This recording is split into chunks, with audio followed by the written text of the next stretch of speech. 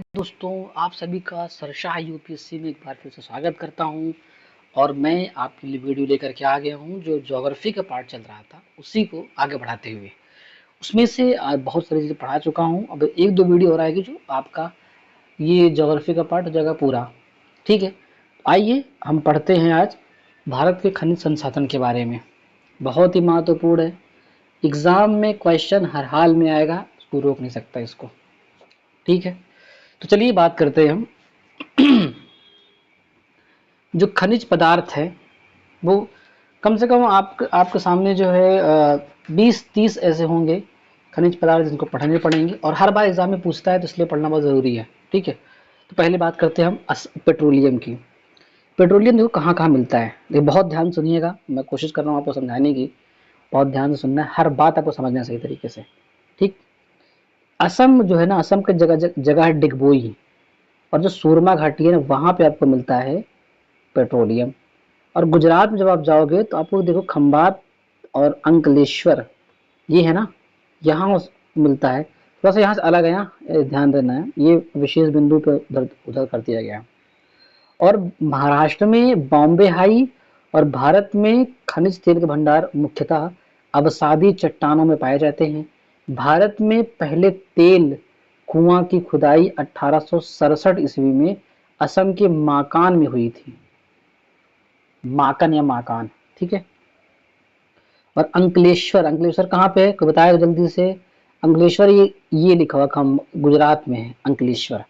अंकलेश्वर में 1960 ईस्वी में खोदे गए पहले कुएं का नाम वसुधारा, वसुंधरा रखा गया। वसुंधरा, वसुधारा वसुधारा है, वसुधारा रखा गया था।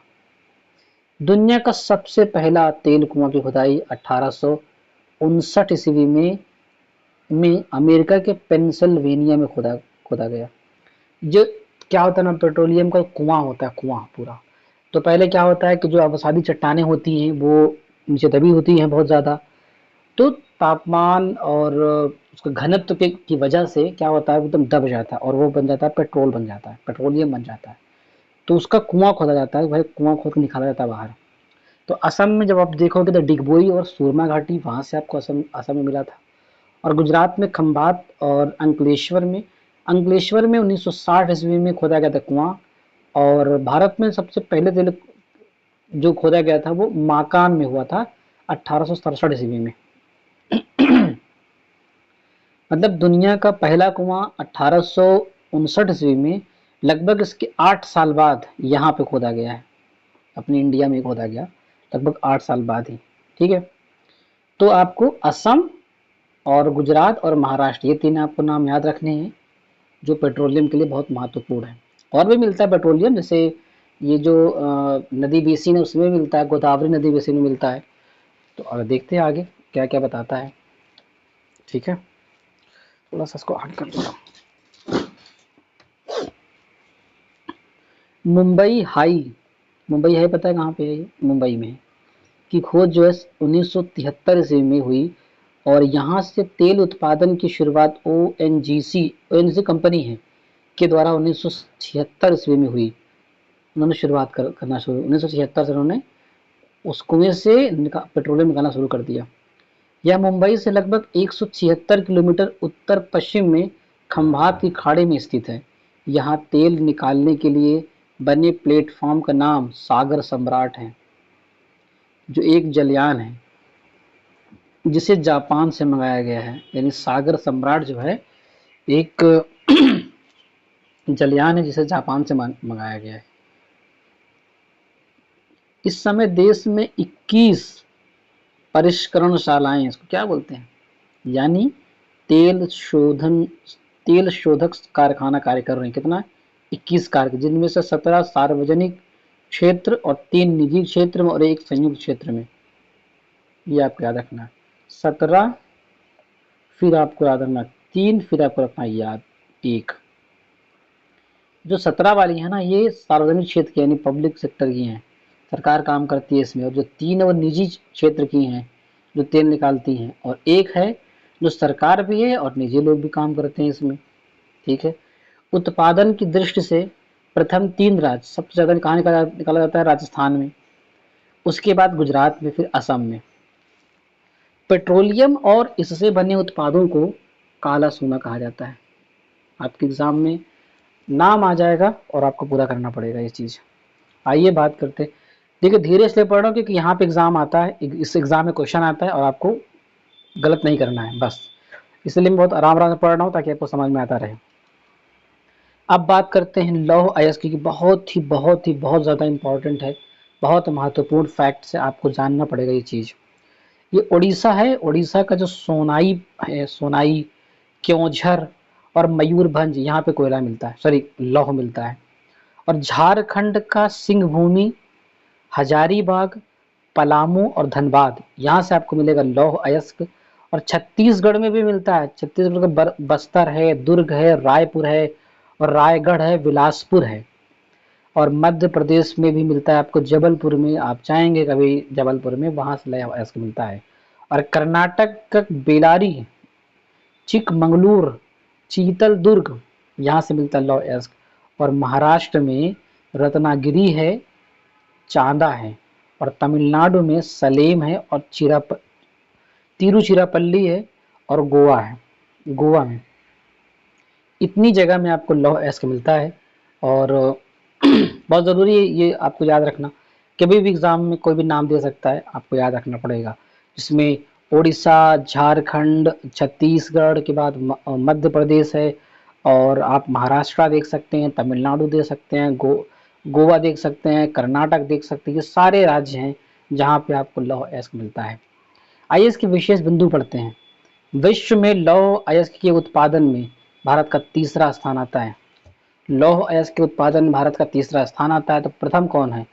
प्रथम और दूसरा, प्रथम है ऑस्ट्रेलिया, लौह उत्पादन में सबसे पहला स्थान रखता है, और ब्राजील रखता है दूसरा स्थान। कुल संचित भंडार की दृष्टि से भारत का विश्व में 5वां स्थान है। कुल संचित भंडार की दृष्टि से भारत विश्व का 5वां स्थान है। भारत में लौह अयस्क के उत्पादन में पहले, दूसरे एवं तीसरे स्थान पर क्रमशः उड़ीसा, छत्तीसगढ़ और कर्नाटक हैं, और चौथा झारखंड। बहुत ही पूछता है ये वाला फैक्ट, तो आपको याद रखना, पहले है उड़ीसा, दूसरा है छत्तीसगढ़, तीसरा है कर्नाटक। ठीक है, उड़ीसा, छत्तीसगढ़, कर्नाटक। ओ छक, अब इसे याद करना, ओ छक ऐसे, उड़ीसा, छत्तीसगढ़ और एक कर्नाटक, और चौथा है झारखंड। आइए बात करते हैं मैंगनीज की। मैंगनीज मिलता है उड़ीसा में, जो सुंदरगढ़ है, संबलपुर है, बेरंगीर है, क्योंझर है और कालाहांडी और कोरापुट, यहाँ से मिलता है मैंगनीज आपको। ठीक है, आप बात करते हैं कि मैंगनीज महाराष्ट्र में कहाँ मिलता है, तो महाराष्ट्र में आप नागपुर जा सकते हैं और भंडारा, वहाँ से मिलता है। और मध्य प्रदेश में कहाँ मिलता है? बालाघाट और छिंदवाड़ा में। कर्नाटक में मैंगनीज कहाँ मिलता है? तो शिमोगा, बेलारी और चित्रकूट में मिलता है, और बीजापुर में भी मिलता है। और आंध्र प्रदेश में कहाँ मिलता है? तो श्रीकाकुलम में मिलता है। गुजरात में कहाँ मिलता है? तो पंचमहल में और बड़ौदा में मिलता है। झारखंड में कहाँ मिलता है? सिंहभूमि में। और राजस्थान में बांसवाड़ा में मिलता है ये। ठीक है, तो मैंगनीज के प्रमाणित भंडारों की दृष्टि से, एक सेकंड बस, मैं भी जस्ट आया 2 सेकंड के अंदर, क्योंकि कोई आ गया है।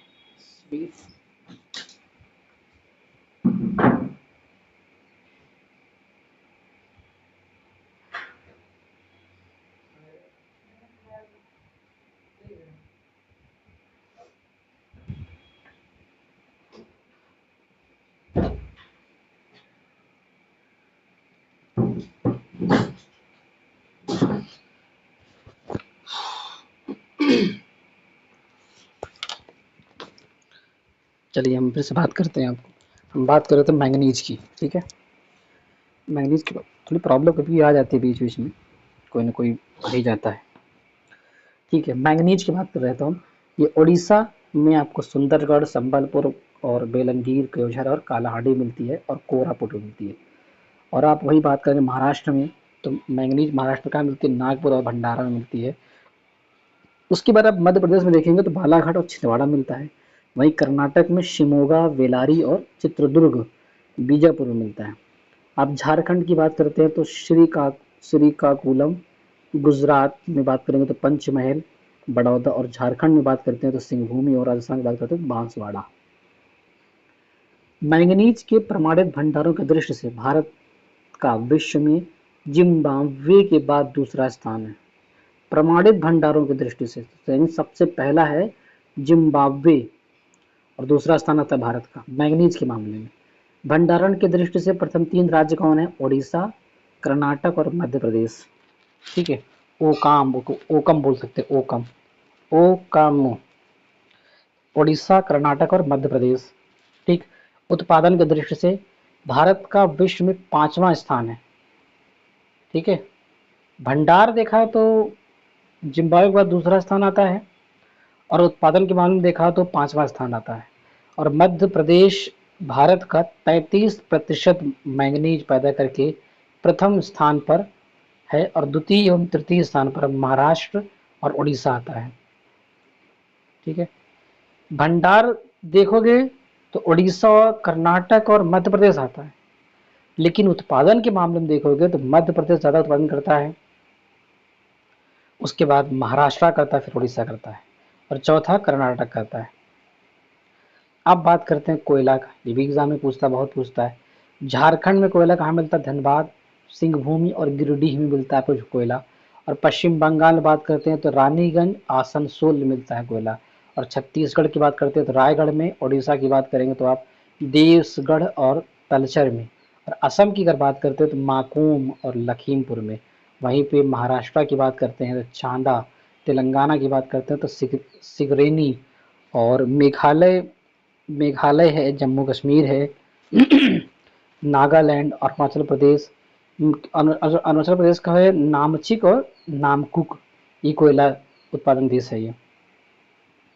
कोयले के उत्पादन में भारत का स्थान विश्व में दूसरा है। कोयले के उत्पादन में भारत का स्थान विश्व में दूसरा है।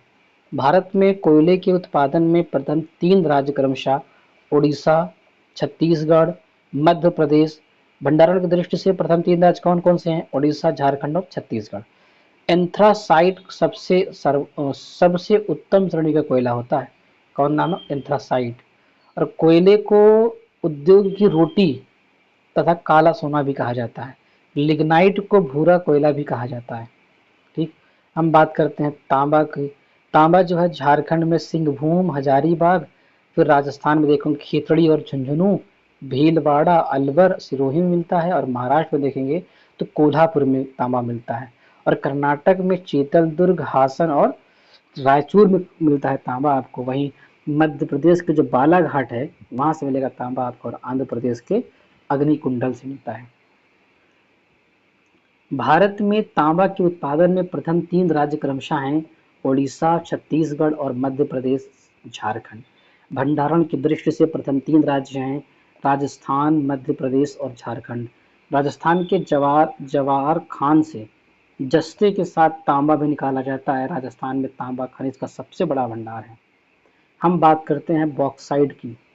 ओडिशा, झारखंड में कोडरमा, हजारीबाग, बिहार में गया एवं मुंगेर है, महाराष्ट्र में नागपुर, भंडारा, रत्नागिरी है, और राजस्थान में अजमेर और शाहपुर, और आंध्र प्रदेश नेल्लौर, ये सब जगह से आपको मिलता है, बॉक्साइट मिलता है।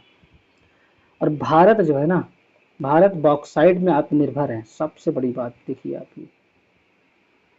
और उत्पादन की दृष्टि से भारत प्रथम 3 राज्य कौन है? उड़ीसा, कुल उत्पादन जो है 42% है।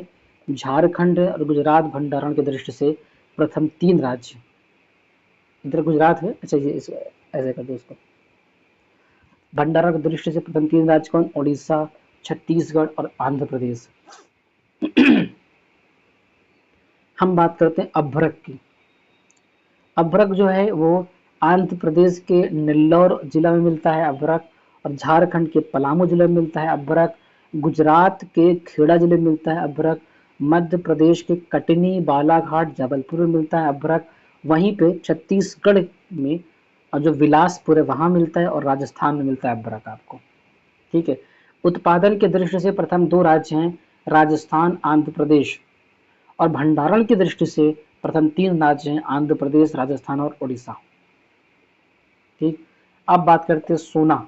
सोना कर्नाटक मिलता है, कोलार का खान है वहां पे, ऊटी और हट्टी की खान है वहां पे। आंध्र प्रदेश रामगिरी खान है, अनंतपुर खान है जहाँ सोना निकाला जाता है। तेलंगाना में वारंगल से निकाला जाता है, सोना निकाला जाता है। और तमिलनाडु की बात करें तो नीलगिरी एवं सेलेम से निकाला जाता है सोना। और झारखंड की बात करें तो पूर्वी सिंहभूम से निकाला जाता है सोना। देश की कुल स्वर्ण उत्पादन का 99% भाग अकेले कर्नाटक राज्य से प्राप्त किया जाता है, कोलार की खान, हट्टी खान वहां से। दूसरा स्थान झारखंड का आता है, ठीक है, जो पूर्वी सिंहभूम से निकाला जाता है। और भंडारा की दृष्टि से प्रथम 3 राज्य कौन से? कर्नाटक, झारखंड और छत्तीसगढ़ है। चौथा स्थान है बिहार। नोट, दक्षिण अफ्रीका में पोनिंग सोन की खान दुनिया की सबसे गहरी खान है। पोनिंग पोनिंग बोलते हैं, पोनिंग 3.9 किलोमीटर की गहरी खान है ये। हीरा कहाँ पे आता है? मध्य प्रदेश, मझगांव खान और पन्ना जिला, यहाँ 2 जगह से निकाला जाता है हीरा। मध्य प्रदेश आप याद रखिए बस केवल।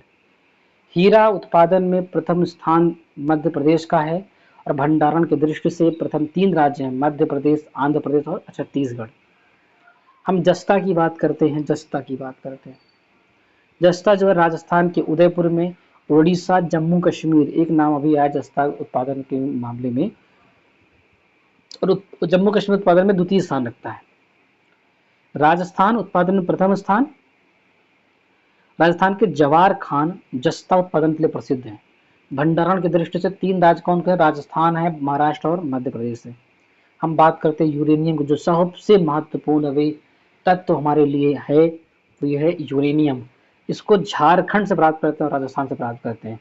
झारखंड का रांची, हजारीबाग और सिंहभूम से 3 जगह से मिलती है झारखंड में। और झारखंड प्रथम स्थान पर है भारत में। भारत की सबसे महत्वपूर्ण यूरेनियम खान जादूगोड़ा की खान, ये झारखंड में ही है, जादूगोड़ा की खान। हम बात करते हैं मैग्नेजाइट की, बात करते हैं मैग्नेजाइट। ये आपको उत्तराखंड में मिलेगा, राजस्थान, तमिलनाडु और आंध्र प्रदेश में। ठीक है, राजस्थान, तमिलनाडु, आंध्र प्रदेश और उत्तराखंड। इसका सर्वाधिक भंडार जो है ना वो 68% भाग उत्तराखंड में है, लगभग कहाँ सर्वाधिक 68% भाग। जबकि उत्पादन में प्रथम स्थान पर तमिलनाडु है। इसको हम TN लिख दे रहे हैं, आप समझ रहे हैं तमिलनाडु की बात कर रहा हूँ मैं। आगे देखते हैं चांदी के बारे में। चांदी जो है ना राजस्थान के जवार खान से निकाला जाता है, और कर्नाटक के दुर्ग, चित्रदुर्ग और बेलारी से, और आंध्र प्रदेश के कुडप्पा, कुंटूर से, और झारखंड के संथाल परगना एवं सिंहभूम से निकाला जाता है। ठीक है, चांदी उत्पादन में राजस्थान प्रथम स्थान, कर्नाटक द्वितीय स्थान पर है। भंडारण की दृष्टि से प्रथम 3 राज्य हैं राजस्थान, मध्य प्रदेश और उत्तराखंड। हम बात करते हैं थोरियम की। थोरियम राजस्थान, पाली और भीलवाड़ा और केरल। राजस्थान का पाली और भीलवाड़ा से मिलता है थोरियम, और केरल से मिलता है। विश्व का सबसे बड़ा थोरियम उत्पादक देश भारत है, याद रखना, ये कितना महत्वपूर्ण फैक्ट्स हैं ये। विश्व का सबसे बड़ा थोरियम उत्पादक देश भारत है। विश्व का सबसे अधिक थोरियम का भंडार केरल के मोनोजाइट बालू में पाया जाता है, कितना महत्वपूर्ण है। हम बात करते हैं, इसमें 2 था, थोरियम पायराइट्स बोलते हैं उसको, थोरियम पायराइट्स बोलते हैं उसको पूरे को। ठीक है, हम बात करते हैं क्रोमाइट की। क्रोमाइट कहाँ मिलेगा? वो झारखंड और उड़ीसा मिलता है। इसके उत्पादन में उड़ीसा प्रथम स्थान पर है। हम बात करते हैं टंगस्टन की, जो राजस्थान, तमिलनाडु, कर्नाटक में है। इसके मुख्य भंडार देगाना राजस्थान में है। देगाना राजस्थान में टंगस्टन ज़्यादा मिलता है आपको। हम बात करते हैं सीसा की, तो झारखंड और राजस्थान है। भंडारा की दृष्टि से प्रथम 3 राज्य राजस्थान, आंध्र प्रदेश और गुजरात है। लिग्नाइट कहाँ पे मिलता है? तमिलनाडु और राजस्थान में। इसका सर्वाधिक भंडार तमिलनाडु में है। वहीं बात करते हैं टिन का, तो उत्पादन में प्रथम स्थान छत्तीसगढ़ का है। ठीक है, और भंडारण में प्रथम स्थान है हरियाणा का। इसका लगभग संपूर्ण भंडार वह उत्पादन छत्तीसगढ़ के बस्तर जिले में होता है, टिन। ठीक है, अब आगे देखते हैं कि भारत में खनिजों के सर्वेक्षण, पूर्वेक्षण एवं अन्वेषण के कार्य जियोलॉजिकल सर्वे ऑफ इंडिया मुख्यालय कहाँ पे है? कोलकाता। पूछता है जियोलॉजिकल सर्वे ऑफ इंडिया कहाँ पे है मुख्यालय उसका, तो आपको बता दें कोलकाता में है। भारतीय खान ब्यूरो मुख्यालय कहाँ पे? नागपुर में है। तेल एवं प्राकृतिक गैस आयोग मुख्यालय देहरादून में है। खनिज अन्वेषण निगम लिमिटेड मुख्यालय कहाँ पे? नागपुर में है। और राष्ट्रीय खनिज विकास निगम मुख्यालय हैदराबाद। राष्ट्रीय एल्यूमिनियम कंपनी लिमिटेड और विभिन्न राज्यों के खदान एवं भू विज्ञान विभाग करते हैं, क्या करते हैं? इसका सर्वेक्षण करते हैं, पूर्वेक्षण करते हैं और अन्वेषण करते हैं खनिजों का। धारवाड़ क्षेत्र कहाँ पे? कर्नाटक में है। ये धात्विक खनिजों में सर्वाधिक संपन्न है धारवाड़ क्षेत्र। भारत के शीर्ष 5 खनिज उत्पादक राज्य क्रमशः उड़ीसा, राजस्थान, आंध्र प्रदेश, छत्तीसगढ़ एवं झारखंड है। भारत के प्रसिद्ध लौह अयस्क खान है कुद्रेमुख कर्नाटक, वैलाडेला जो है छत्तीसगढ़ है, नाथरा की पाल एवं थूर हुंडेर क्षेत्र उदयपुर राजस्थान है, और गुआ एवं चिड़िया खान जो है पश्चिमी सिंहभूम झारखंड, ये भी प्रसिद्ध लौह अयस्क खान है। ये हम बात करते हैं अपरिष्कृत पेट्रोलियम की, जो टर्शियरी युग की अवसादी शैलों में पाया जाता है। व्यवस्थित ढंग से तेल अन्वेषण और उत्पादन 1956 ईस्वी में तेल एवं प्राकृतिक गैस आयोग की स्थापना के बाद प्रारंभ हुआ है, ये आप याद रखिए। पेट्रोलियम एवं प्राकृतिक गैस धरातल के बहुत नीचे पाए जाते हैं, उन्हें बाहर निकालने के लिए गहन कूपों की खुदाई की जाती है, इसे प्रवेधन कहते हैं। सतह के निकट स्थित खनिजों को जिस प्रक्रिया से निकाला जाता है उसे बोलते हैं आखनन बोलते हैं। और भारत में शैल गैस के संसाधन Cambay basin, Krishna Godavari basin, Kaveri basin एवं विंध्य बेसिन में पाए जाते हैं शैल गैस।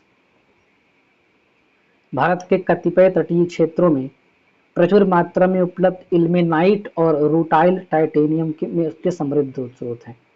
हम बात करते हैं भारत के उद्योग के बारे में। लौह इस्पात उद्योग, देश में पहला लौह इस्पात कारखाना कब खोला गया? 1874 ईस्वी में। कहाँ पे? बराकर नदी के किनारे कुल्टी, आसनसोल, पश्चिम बंगाल नामक स्थान पर बंगाल आयरन वर्क्स के रूप में स्थापित किया गया था। बाद में यह कंपनी फंड के अभाव में बंद हो गई, तो इसे बंगाल सरकार ने अधिग्रहण कर लिया और इसका नाम बराकर आयरन वर्क्स रखा। देश में सबसे पहला बड़े पैमाने पर कारखाना 1907 ईस्वी में झारखंड के स्वर्ण रेखा और खरकई नदियों के संगम के समीप साकची नामक स्थान पर जमशेद टाटा द्वारा स्थापित किया गया था। उद्योगपति जमशेद जी ईरानी को भारत का इस्पात पुरुष कहा जाता है। जमशेद जी ईरानी को भारत का इस्पात पुरुष कहा जाता है। स्वतंत्रता के पूर्व स्थापित लौह इस्पात कारखाना भारतीय लौह इस्पात कंपनी, इसकी स्थापना हुई 1918 ईस्वी में पश्चिम बंगाल के दामोदर नदी घाटी में हीरापुर, बाद में से बर्नपुर कहा गया, हीरापुर को नामक स्थान पर की गई थी। यह 1922 ईस्वी से उत्पादन शुरू हुआ, आगे चलकर कुल्टी, बर्नपुर, हीरापुर स्थित संयंत्रों को इसमें मिला दिया गया। ठीक, आगे देखते हैं। Mysore iron and steel works 1923 ईस्वी में खोला गया।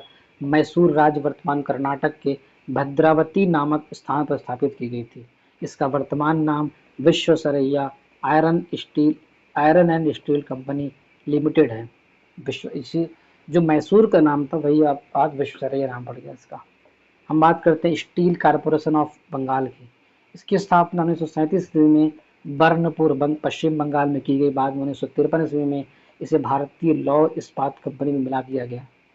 स्वतंत्रता के पश्चात भारत स्थापित लौह इस्पात कारखाना दूसरी पंचवर्षीय योजना काल 1956 से लेकर के 61 में स्थापित कारखाना भिलाई इस्पात संयंत्र, इसकी स्थापना 1955 ईस्वी में किया गया। तत्कालीन मध्य प्रदेश के भिलाई कहाँ पे? मध्य प्रदेश में है, और दुर्ग जिला छत्तीसगढ़ में पूर्व सोवियत संघ की सहायता से की गई। 1959 ईस्वी में इसका उत्पादन प्रारंभ हो गया था। हम बात करते हैं हिंदुस्तान स्टील लिमिटेड राउरकेला, इसकी स्थापना 1959 ईस्वी में ओडिशा के राउरकेला नामक स्थान पर पश्चिमी जर्मनी की सहायता से की गई। हिंदुस्तान स्टील लिमिटेड दुर्गापुर, इसकी सहायता 1956 ईस्वी में पश्चिम बंगाल के दुर्गापुर नामक स्थान पर ब्रिटेन की सहायता से की गई। 1962 में इसमें उत्पादन प्रारंभ हो गया। द्वितीय पंचवर्षीय योजना में उद्योग पर विशेष बल दिया गया था। हम बात करते हैं तीसरी पंचवर्षीय योजना काल में स्थापित कारखाना जो बोकारो स्टील प्लांट है, इसकी स्थापना 1964 ईस्वी में तत्कालीन बिहार राज्य अब झारखंड के बोकारो नामक स्थान पर पूर्व सोवियत संघ की सहायता से की गई थी। चौथी पंचवर्षीय योजना में स्थापित कारखाना सलेम इस्पात कारखाना, सलेम कहाँ पे, तमिलनाडु में। विशाखापत्तनम इस्पात कारखाना विशाखापत्तनम आंध्र प्रदेश में है। और विजयनगर इस्पात संयंत्र हासपेट वेलारी जिला कर्नाटक। और steel authority of India SAIL जिसका नाम पड़ा है, स्टील अथॉरिटी ऑफ इंडिया 24 जनवरी 1973 ईस्वी को 2000 करोड़ की पूंजी के साथ भारत इस्पात प्राधिकरण को भिलाई, दुर्गापुर, बोकारो, राउरकेला, बर्नपुर, सलेम एवं विश्वेश्वरैया लौह इस्पात कारखाना को एक साथ मिलाकर संचालन करने की जिम्मेदारी दी गई। वर्ष 2014 में भारत, चीन, जापान तथा यूएसए के बाद विश्व का चौथा सबसे बड़ा इस्पात उत्पादक देश है। स्पंज आयरन के उत्पादन में भारत विश्व में प्रथम स्थान है, ये आप याद रखिए इसको। स्पंज आयरन के उत्पादन में भारत का विश्व में प्रथम स्थान है। भारत का पहला तटवर्ती इस्पात कारखाना विशाखापत्तनम आंध्र प्रदेश में लगाया गया था। हम बात करते हैं एल्यूमिनियम उद्योग की। भारत में एल्यूमिनियम उद्योग का पहला कारखाना 1937 में खोला गया। पश्चिम बंगाल के आसनसोल के निकट जेके नगर में स्थापित किया गया था। 1938 में 4 कारखाने तत्कालीन बिहार राज्य के मुरी और केरल के अलवाई और पश्चिम बंगाल के वेलूर में और उड़ीसा के हीराकुंड में स्थापित किया गया। Hindustan aluminium corporation limited Hindalco की स्थापना 1958 ईस्वी में रेणुकूट उत्तर प्रदेश में किया गया। रेणुकूट मद्रास एल्यूमिनियम कंपनी तमिलनाडु के मैटूर में स्थापित किया गया है मद्रास, लेकिन खोला गया है तमिलनाडु के मैटूर में। भारत की प्रमुख एल्यूमिनियम कंपनी कौन कौन सी है? कंपनी बाल्को है, सोवियत संघ की सहायता से कोरबा और कोयना में खोला गया। नाल्को जो है फ्रांस की सहायता से दामनजोड़ी उड़ीसा में खोला गया। हिंडाल्को यूएसए की सहायता से रेणुकूट उत्तर प्रदेश में खोला गया। वहीं बात करते हैं हिंडाल्को की तो कनाडा जम्मू कश्मीर नगर मुरी अलवाई में खोला गया। माल्को जो इटली की सहायता से खोला गया चेन्नई मिट्टूर सलीम। और वेदांता खोला गया जर्मनी की सहायता से झारसुगुड़ा में। एल्यूमिनियम उत्पादन करने में भारत का विश्व में 8वां स्थान है। नेशनल एल्यूमिनियम कंपनी लिमिटेड देश के सबसे बड़े समन्वित एल्यूमिनियम संयंत्र परिसर का गठन 7 जनवरी 1981 ईस्वी को किया गया। इसका पंजीकरण कार्यालय भुवनेश्वर में है। सूती वस्त्र उद्योग। आधुनिक ढंग से सूती वस्त्र की पहली मिल की स्थापना 1818 ईस्वी में कोलकाता के समीप फोर्ट ग्लास्टर में की गई थी, किंतु यह असफल रही थी। सबसे पहला सफल आधुनिक सूती कपड़ा मिल 1854 ईस्वी में बंबई के कावासजी दावर द्वारा खोला गया था, जिसमें 1856 ईस्वी से उत्पादन प्रारंभ हुआ। मुंबई को भारत के सूती वस्त्रों की राजधानी उपनाम से जाना जाता है। मुंबई को भारत की सूती वस्त्रों की राजधानी के नाम से जाना जाता है, उपनाम से जाना जाता है।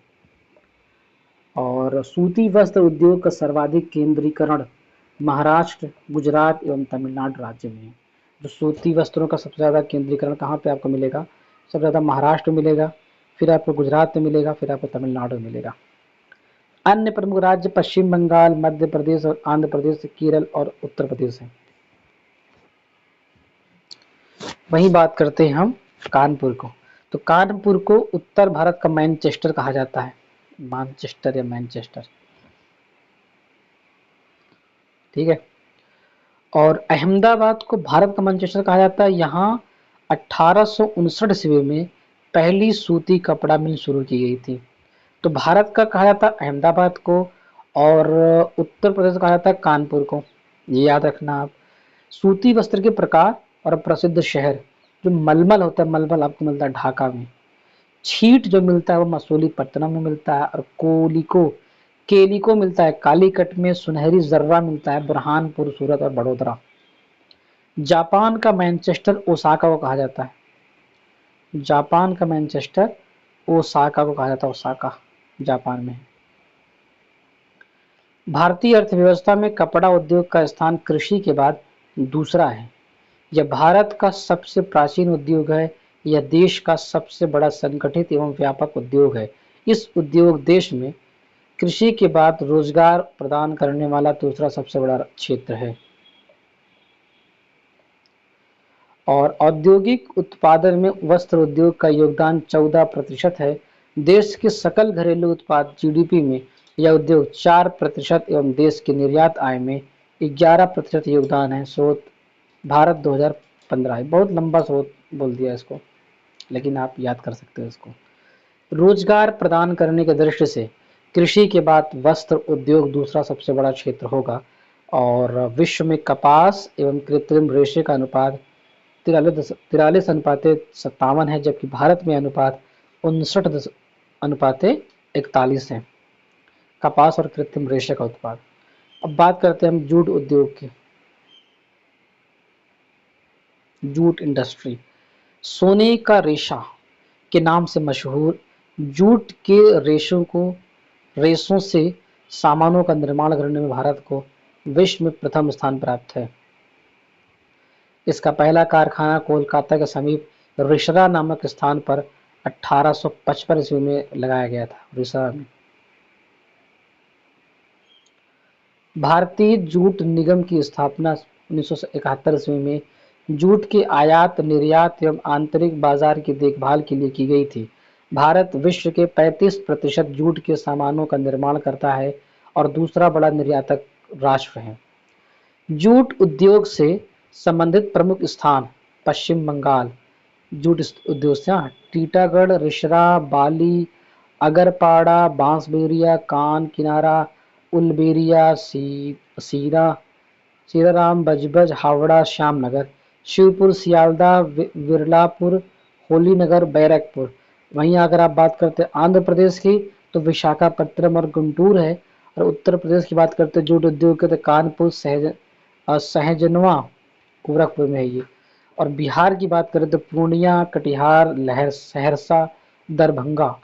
अंतर्राष्ट्रीय जूट संगठन की स्थापना 1984 में हुई। इसका मुख्यालय ढाका में है। हम बात करते हैं चीनी उद्योग यानी शुगर इंडस्ट्री की। भारत में आधुनिक चीनी उद्योग की शुरुआत 1903 ईस्वी में बिहार में पहली चीनी मिल की स्थापना के साथ हुई। भारत के निम्न राज्य चीनी उद्योग से संबंधित हैं। उत्तर प्रदेश में आप देवरिया, भटनी, पटौना ये सब चले जाएंगे आप। बिहार है, महाराष्ट्र है, और पश्चिम बंगाल, पंजाब, हरियाणा, तमिलनाडु, आंध्र प्रदेश और महाराष्ट्र। यही इंपॉर्टेंट है इसलिए उसको मैंने पढ़ा, उससे ज़्यादा ज़रूरी नहीं है पढ़ना। हम बात करते हैं सीमेंट उद्योग की। ठीक है, विश्व में सबसे पहले आधुनिक रूप से सीमेंट का निर्माण 1824 ईस्वी में ब्रिटेन के पोर्टलैंड नामक स्थान पर किया गया। भारत में आधुनिक ढंग से सीमेंट बनाने का पहला कारखाना 1904 ईस्वी में स्थापित किया गया, कहाँ, जो असफल रहा। मद्रास के कारखाने के बाद 1912-13 ईस्वी में की अवधि में इंडियन सीमेंट कंपनी लिमिटेड द्वारा गुजरात के पोरबंदर नामक स्थान पर कारखाने की स्थापना की गई, जिसमें 1914 ईस्वी से उत्पादन प्रारंभ हुआ। एसोसिएट सीमेंट कंपनी की स्थापना 1936 ईस्वी में की गई। भारत के प्रमुख सीमेंट उत्पादक राज्य मध्य प्रदेश के जो है सतना, कटनी, जबलपुर, रतलाम। और वहीं हरियाणा की बात करेंगे तो आप चरखी, दादरी। और छत्तीसगढ़, झारखंड, आंध्र प्रदेश, कर्नाटक, तमिलनाडु, गुजरात, उड़ीसा, उत्तर प्रदेश के मिर्जापुर और चुर्क, केरल कोट्टायम, पंजाब का सूरजपुर, राजस्थान। हम बात करते हैं कागज उद्योग की। कागज का पहला सफल कारखाना 1879 में लखनऊ में लगाया गया। मध्य प्रदेश के नेपा नगर में अखबारी कागज तथा होशंगाबाद में नोट छपने के कागज बनाने का सरकारी कारखाना है। और कागज़ के प्रमुख उत्पादक राज्य पश्चिम बंगाल, आंध्र प्रदेश, तेलंगाना। वहीं उत्तर प्रदेश का जो है सिकंदराबाद, मेरठ, सहारनपुर और पिपराइच, शायद बहराइच होना चाहिए, पिपराइच लिखा हुआ, मुजफ्फरनगर, पिलखुआ, लखनऊ, नैनी, ये सब है। वहीं पर झारखंड, बिहार, मध्य प्रदेश, तमिलनाडु, महाराष्ट्र और गुजरात, ये सब भी राज्य हैं। हम बात करते हैं रासायनिक उर्वरक उद्योग की। तो ऐतिहासिक रूप से देश में सुपर फॉस्फेट उर्वरक का पहला कारखाना 1906 ईस्वी में तमिलनाडु के नामक रा, रानीपेट नामक स्थान पर स्थापित किया 1906 ईस्वी में। उर्वरक उर्वरक यानी तो रासायनिक उर्वरक, केमिकल फर्टिलाइजर। 1944 में कर्नाटक के बैलेगुला नामक स्थान पर मैसूर केमिकल्स एंड फर्टिलाइजर्स के नाम से अमोनिया उर्वरक का कारखाना को लगाया गया। उसके बाद आप देखिए 1947 ईस्वी में अमोनियम सल्फेट का पहला कारखाना केरल के अलवाय नामक नगर पर लगाया गया। भारतीय उर्वरक निगम की स्थापना 1951 में की गई, जिसके तहत एशिया का सबसे बड़ा उर्वरक संयंत्र सिंदरी में स्थापित किया गया। भारत पोटाश उर्वरक के लिए पूरी तरह आयात पर निर्भर है। एक बार हम देख चुके इसके पहले भी। पोटाश उर्वरक के लिए भारत में नाइट्रोजनी उर्वरक की खपत सबसे अधिक है। भारत सरकार कृषि में नीम आलेपित यूरिया के उपयोग को बढ़ावा दे रही है, क्योंकि नीम लेपित मृदा में यूरिया के घुलने की दर को धीमा कर देता है।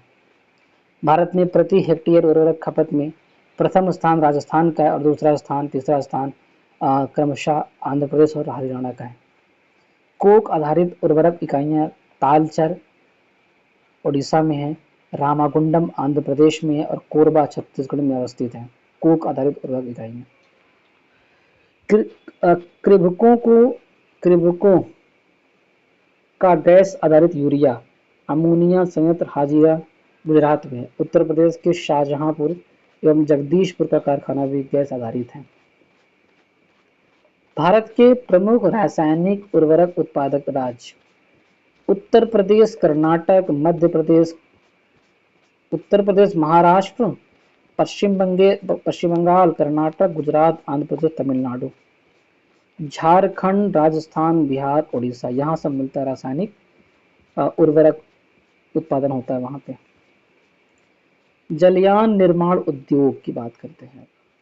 भारत में जलयान निर्माण का प्रथम कारखाना 1941 में सिंधिया स्टीम नेविगेशन कंपनी द्वारा विशाखापत्तनम में स्थापित किया गया। 1952 ईस्वी में भारत सरकार द्वारा इसका अधिग्रहण करके हिंदुस्तान शिपयार्ड विशाखापत्तनम नाम दिया गया।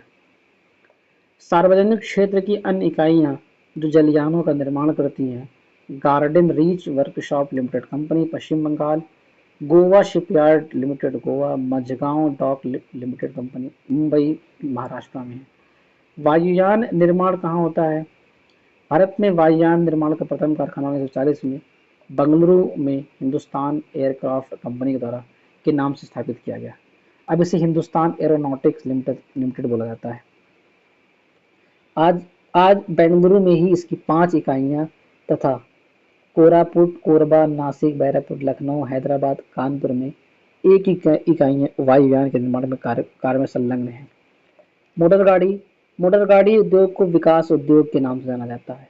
इस उद्योग से संबंधित प्रमुख इकाइयां हिंदुस्तान मोटर कोलकाता में है और प्रीमियर ऑटोमोबाइल लिमिटेड मुंबई में, अशोक लीलैंड चेन्नई में और Tata engineering and locomotive company limited Jamshedpur, Mahindra एवं महिंद्रा लिमिटेड पुणे में, मारुति उद्योग लिमिटेड गुड़गांव में और सनराइज इंडस्ट्रीज बेंगलुरु में। दवा निर्माण उद्योग प्रमुख स्थान मुंबई, दिल्ली, कानपुर, हरिद्वार, ऋषिकेश, अहमदाबाद, पुणे, पिंपरी, पेंसिलीन, मथुरा, हैदराबाद आदि में। वहीं बात करें अब शीशा उद्योग को। भारत में शीशा उद्योग का केंद्रीकरण रेल की सुविधा वाले स्थानों में देखने को मिलता है। इस उद्योग का विकास मुख्य रूप से पश्चिम बंगाल, उत्तर प्रदेश, महाराष्ट्र और तमिलनाडु राज्य में हुआ है।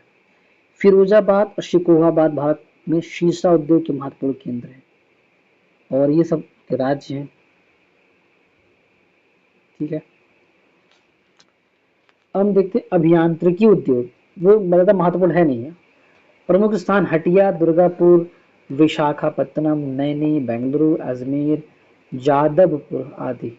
भारी इंजीनियरिंग निगम लिमिटेड रांची की स्थापना 1958 में की गई। रेल उपकरण उद्योग चित्तरंजन, पश्चिम बंगाल रेल के इंजन बनाने का सबसे पुराना कारखाना है। इस कारखाने की स्थापना 26 जनवरी 1950 के दिन चित्तरंजन लोकोमोटिव वर्कर्स के नाम से की गई। वर्तमान में वहां विद्युत इंजन का निर्माण हो रहा है।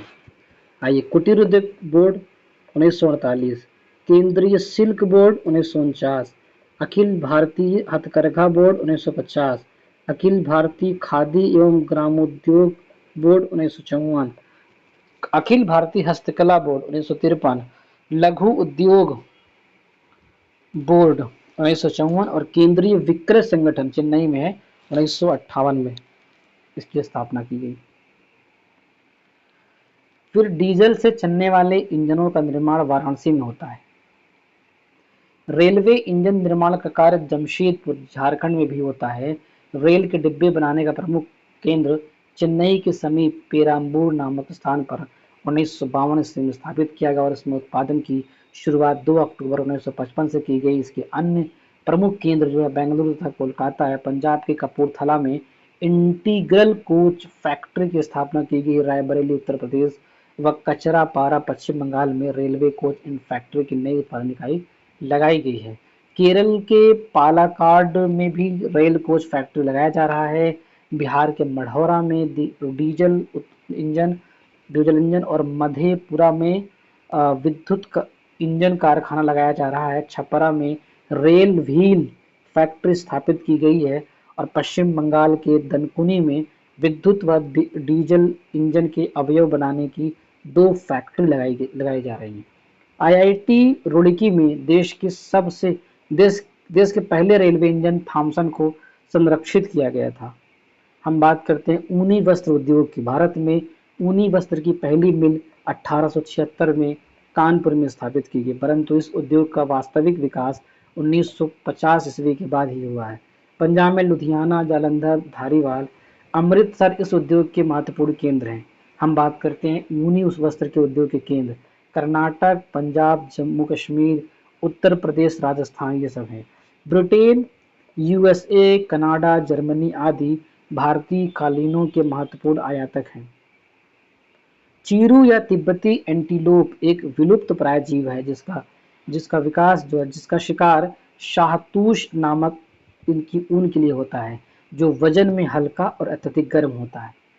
चीरू या तिब्बती एंटीलोप बोलते हैं उसको, विलुप्त प्राय जीव है ये। बिजली के सामान कहाँ मिलते हैं? भोपाल, हरिद्वार, रामचंद्रपुरम, हैदराबाद और तिरुचिरापल्ली, कोलकाता बिजली के सामान बनाने वाले महत्वपूर्ण केंद्र हैं। टेलीफोन उद्योग बेंगलुरु और रूप नारायणपुर टेलीफोन उद्योग के महत्वपूर्ण केंद्र। भाई रेशम की बात करिए, भारत एक ऐसा देश है जहाँ शहतूती, एरी, तसर एवं मूंगा सभी 4 किस्मों के रेशम का उत्पादन होता है। मूंगा रेशम उत्पादन में भारत को एक अधिकार प्राप्त है। हम बात करते हैं संस्थान की और बात करते हैं स्थान की। केंद्रीय रेशम अनुसंधान प्रशिक्षण मैसूर एवं ब्रह्मपुर में है। केंद्रीय इरी रेशम अनुसंधान मेंदी पाथर मेघालय में है और केंद्रीय टसर अनुसंधान प्रशिक्षण रांची झारखंड में है। ठीक है।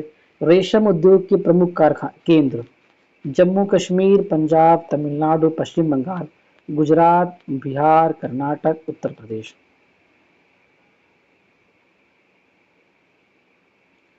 कर्नाटक देश का 41% से अधिक कच्चा रेशम उत्पादन करता है। यह शहतूती यानी मलबरी रेशम बनाया जाता है यहाँ पर। यह देश का 56% रेशमी धागा बनाया जाता है। रेशम उत्पादन में आंध्र प्रदेश 35% दूसरे स्थान पर है। भारत के कुल कपड़ा निर्यात में रेशमी वस्त्रों का योगदान 3% है बस केवल।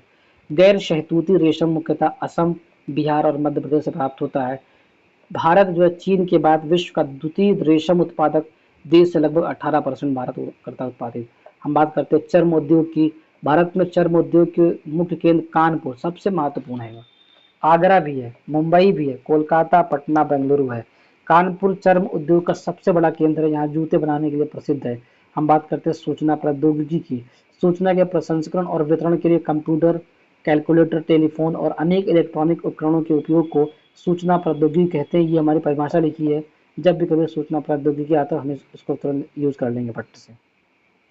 संयुक्त राज्य अमेरिका में वर्ष 1946 ईस्वी में सैनिक उद्देश्यों के लिए पहले इलेक्ट्रॉनिक अंकीय कंप्यूटर का विकास किया गया रहा। सूक्ष्म इलेक्ट्रॉनिकी के आविर्भाव से 1970 से 1980 के दशकों में सूचना प्रौद्योगिकी विकास को बहुत प्रोत्साहन मिला। भारत में सूक्ष्म इलेक्ट्रॉनिकी का विकास 1984 में हुआ था। सिलिकॉन घाटी की बात करिए आप। सिलिकॉन घाटी शब्द का प्रयोग सबसे पहले 1971 ईस्वी में डॉन होयफलर नामक एक पत्रकार ने किया था। सिलिकॉन घाटी पश्चिमी मध्य कैलिफोर्निया में स्थित है। यह घाटी सांता क्लारा घाटी का एक भाग है जो उत्तर अमेरिका में रॉकी पर्वतमाला के निकट अवस्थित है।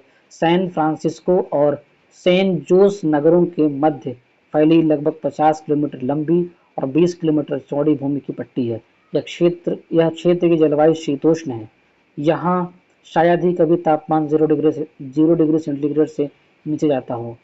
सिलिकॉन घाटी के पूर्व में सैन फ्रांसिस्को की खाड़ी है, पश्चिम में सांता क्रूज पर्वत और दक्षिण में तटीय पर्वत श्रृंखला है। संयुक्त राज्य अमेरिका में सूचना प्रौद्योगिकी का यह महत्वपूर्ण केंद्र है।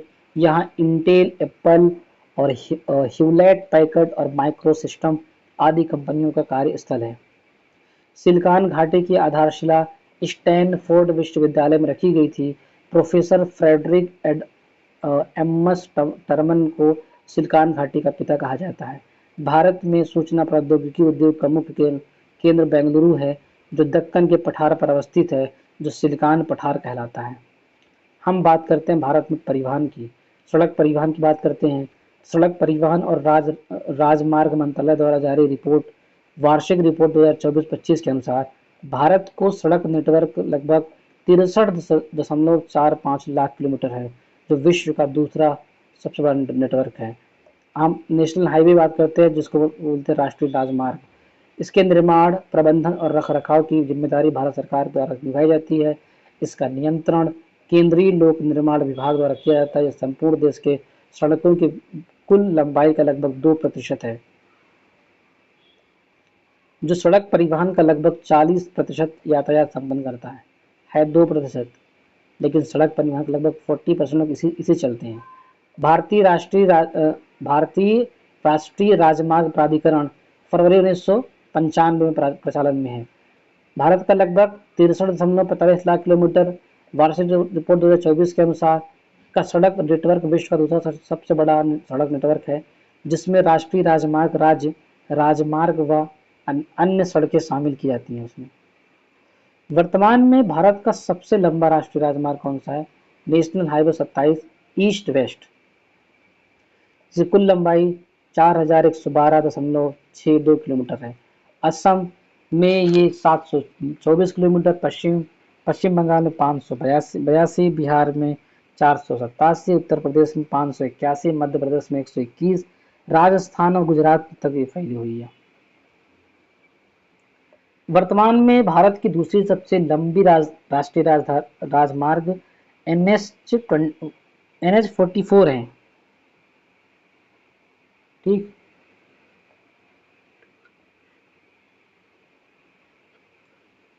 NH-44 NS है, जिसकी कुल लंबाई 3745 किलोमीटर है। भारत का सबसे छोटा राष्ट्रीय राजमार्ग नेशनल हाईवे 327B है। इसकी लंबाई 1.20 किलोमीटर है। यह मार्ग पश्चिम बंगाल में स्थित है और पानी टंकी से शुरू होकर नेपाल सीमा पर स्थित मेची पुल तक जाती है। 0 माइल स्टोन ब्रिटिश द्वारा नागपुर में स्थापित किया गया था, जिसका प्रयोग सभी दूरियों को मापने के लिए करते हैं। 0 माइल स्टोन। नेशनल हाईवे 44 पुराना नाम नेशनल हाईवे 1A में जवाहर सुरंग स्थित है। यह राजमार्ग जालंधर से जम्मू और श्रीनगर होते हुए उरी तक जाती है। जम्मू व श्रीनगर को जोड़ने वाले बनिहाल दर्रे में बनिहाल और काजीगुंड के बीच जवाहर सुरंग स्थित है। जम्मू और श्रीनगर राष्ट्रीय राजमार्ग नेशनल हाईवे 44 में स्थित 9.2 किलोमीटर लंबी चेनानी नाशरी सुरंग देश की सबसे लंबी सुरंग है, सड़क सुरंग है।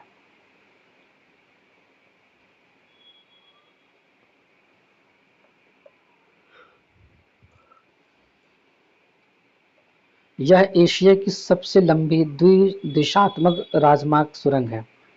यह सुरंग जम्मू व कश्मीर के ऊधमपुर जिले में स्थित चेनानी को रामबन जिले में स्थित नाशरी से जोड़ती है। इस सुरंग के बन जाने से जम्मू और श्रीनगर के बीच की यात्रा में लगने वाला समय 2 घंटे तक कम हो जाता है। हम बात करते हैं भारत का सबसे लंबा केबल सेतु गुजरात राज्य के भरूच जिले में नर्मदा नदी पर है, जिसका निर्माण राष्ट्रीय राजमार्ग 8 के अहमदाबाद मुंबई खंड पर यातायात को सुगम बनाने के लिए किया गया है। स्वर्णिम चतुर्भुज योजना ये अंतर्गत 5,846 किलोमीटर लंबे राष्ट्रीय राजमार्ग द्वारा 4 महानगर दिल्ली, मुंबई, चेन्नई और कोलकाता को जोड़ा है।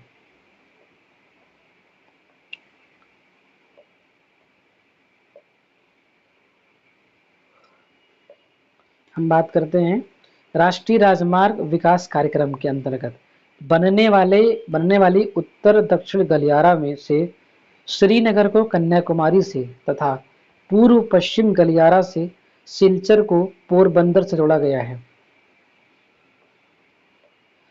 उत्तर दक्षिण गलियारा एवं पूर्व पश्चिम गलियारा एक दूसरे से झांसी में मिलती है। झांसी में हम बात करते हैं पर्वतमाला परियोजना की। इस परियोजना की घोषणा केंद्रीय सड़क व राजमार्ग मंत्री नितिन गडकरी ने 25 अक्टूबर 2017 को की। भारत सरकार ने 2017 में 34,800 किलोमीटर की लंबाई को कवर करते हुए भारत माला परियोजना की मंजूरी थी, जिसमें शेष 10,000 किलोमीटर राष्ट्रीय राजमार्ग विकास परियोजना शामिल किया गया।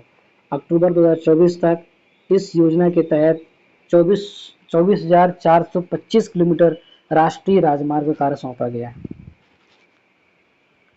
जिसमें से 18,714 किलोमीटर का निर्माण पूरा हो चुका है। भारत माला परियोजना के हिस्से के रूप में कनेक्टिविटी और आर्थिक समृद्धि में सुधार के लिए 27 ग्रीनफील्ड एक्सप्रेसवे और लगभग 10,000 किलोमीटर की लंबाई की एक्सेस नियंत्रित कॉरिडोर विकसित किया जा रहा है। भारत माला परियोजना सड़क माल ढुलाई की गति को 40 किलोमीटर प्रति घंटा से बढ़ाकर 80 किलोमीटर प्रति घंटा कर देगी। Eastern peripheral expressway Delhi Meerut expressway Bharat का पहला 14 लेन राजमार्ग चेनानी नाशरी सुरंग जो एशिया की सबसे लंबी द्विदिशात्मक सड़क सुरंग है। 313 किलोमीटर की लंबा अंबाला कोटपुतली कॉरिडोर और बेंगलुरु मैसूर एक्सप्रेसवे आदि कुछ उदाहरण हैं जो भारतमाला परियोजना के तहत विकसित हुए हैं। सेतु भारतम इस योजना के तहत राष्ट्रीय राजमार्गों पर लेवल क्रॉसिंग के स्थान पर आरयूबी बनाने की है। चार धाम महामार्ग विकास परियोजना यह योजना उत्तराखंड में स्थित 4 प्रसिद्ध धाम गंगोत्री, यमुनोत्री, केदारनाथ और बद्रीनाथ की यात्रा को सुगम बनाने के लिए इनके संपर्क मार्ग के विकास करने के बारे में। इसके तहत 2 लेन वाली 889 किलोमीटर सड़क बनाई जानी है। हम बात करते हैं सड़क परिवहन राजमार्ग मंत्रालय ने 25 फरवरी 2022 की अधिसूचना के तहत हिट एंड रन मोटर दुर्घटनाओं के पीड़ितों को मुआवजा के लिए एक नई योजना अधिसूचित की गई है, जो 1 अप्रैल 2022 से उसका नाम है सोलेटियम परियोजना। ये 1989 का स्थान लेगी। इसके तहत गंभीर चोट के लिए 12,500 रुपये, 50,000 रुपये और मृत्यु होने पर 25,000 से लेकर 2 लाख रुपये तक प्रावधान है। राष्ट्रीय राजमार्ग की लंबाई के आधार पर प्रथम 5 सबसे अधिक लंबाई वाले राज्य महाराष्ट्र, उत्तर प्रदेश, राजस्थान, मध्य प्रदेश और आंध्र प्रदेश। वर्तमान में भारत में सबसे अधिक घनत्व वाला राज्य केरल है। केरल में सड़क घनत्व लगभग 6,690 किलोमीटर प्रति 1,000 वर्ग किलोमीटर पर है। इसके बाद दिल्ली है, फिर असम है, फिर गोवा जैसे राज्य आते हैं। राष्ट्रीय राजमार्ग की लंबाई 2014 में 91,287 किलोमीटर थी, जो 2024 में बढ़कर 1,40,145 किलोमीटर हो गई। हाई स्पीड गलियारा जो 2014 में 587 किलोमीटर था, जो 2024 में बढ़कर के 4,293 किलोमीटर हो गई।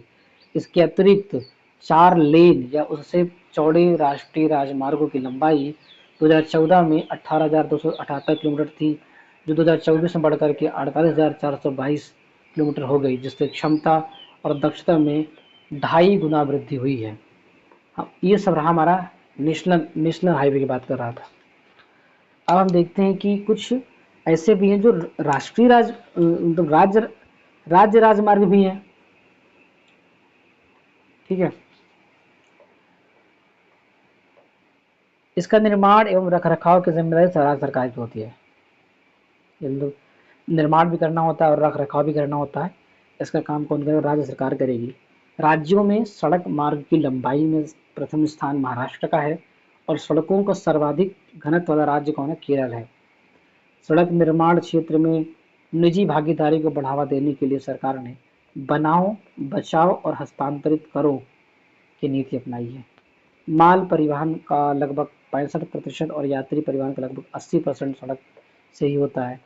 अब बात करते हैं हम प्रधानमंत्री ग्राम सड़क योजना के अंतर्गत 500 की आबादी वाले सभी गांवों को 12 माह से सड़कों से जोड़ना है। विश्व का सबसे ऊंचा सड़क मार्ग लेह श्रीनगर मार्ग है, जो काराकोरम दर्रे को पार करती है। इसकी ऊंचाई लगभग 3450 मीटर है। 2006 में इसे राष्ट्रीय राजमार्ग 1D घोषित किया गया। भारत का सड़क जाल, राष्ट्रीय राजमार्ग जो है लगभग 1,40,195 है और कुल प्रतिशत कितना है? 2% है। राज्यों के राजमार्ग जो है 1,79,533 है, लगभग 35 है और लगभग 3% है। और अन्य सड़कें जो है लगभग 60 लाख के आसपास आप मान सकते हो, वो 95% है। वो कुल 63 लाख, पता नहीं मतलब 63.5 मान सकते हो, 63.5 लाख मान सकते हो आप, जो इसकी कुल लंबाई है। भारत दुनिया का दूसरा सबसे बड़ा सड़क नेटवर्क वाला देश है, दूसरा है। विश्व के देशों में जापान में सड़क घनत्व सबसे अधिक है। यहाँ प्रत्येक 100 किलोमीटर वर्ग क्षेत्र में 327 किलोमीटर की सड़क है। वहाँ पे हम बात करते हैं सीमावर्ती सड़कों का निर्माण कौन करता है? तो सीमा सड़क विकास बोर्ड द्वारा किया जाता है। सीमा सड़क विकास संगठन की स्थापना 1960 में की हुई थी।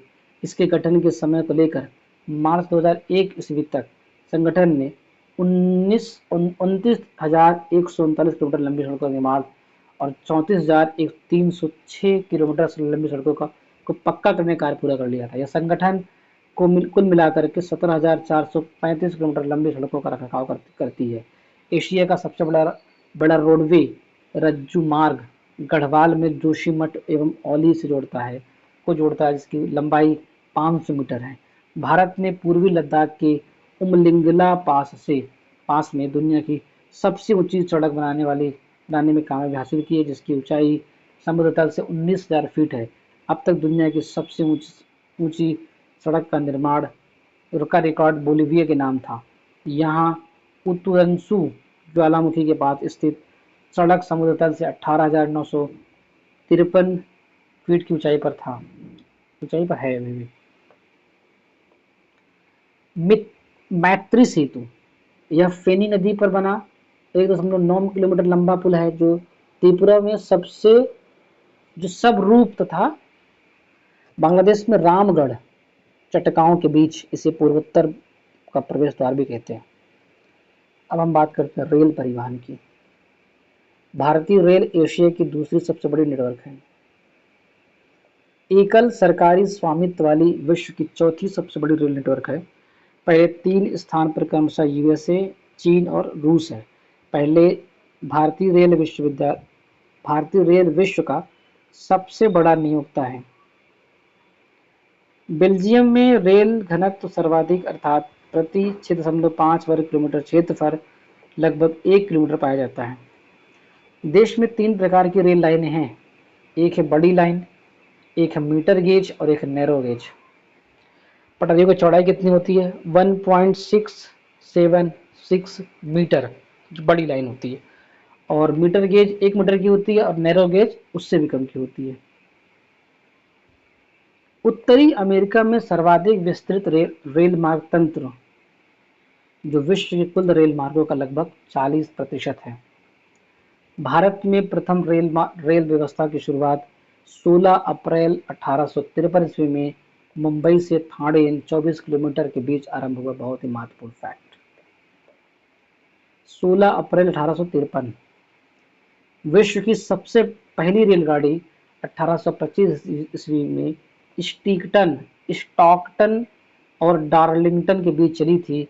इसके बाद 1830 ईस्वी में लिवरपूल और मैनचेस्टर को आपस में रेल मार्ग से जोड़ा गया था। भारतीय रेलवे बोर्ड की स्थापना 1905 ईस्वी में की गई थी।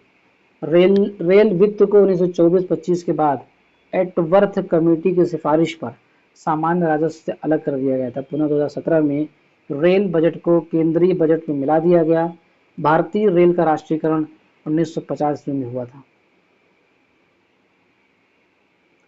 भारतीय रेल प्रशासन तथा प्रबंधन की जिम्मेदारी रेलवे बोर्ड पर है। रेलवे को 18 मंडलों, जो कि पहले 9 था, 73 डिवीजनों में बांटा गया। प्रत्येक मंडल का प्रधान महाप्रबंधक होता है।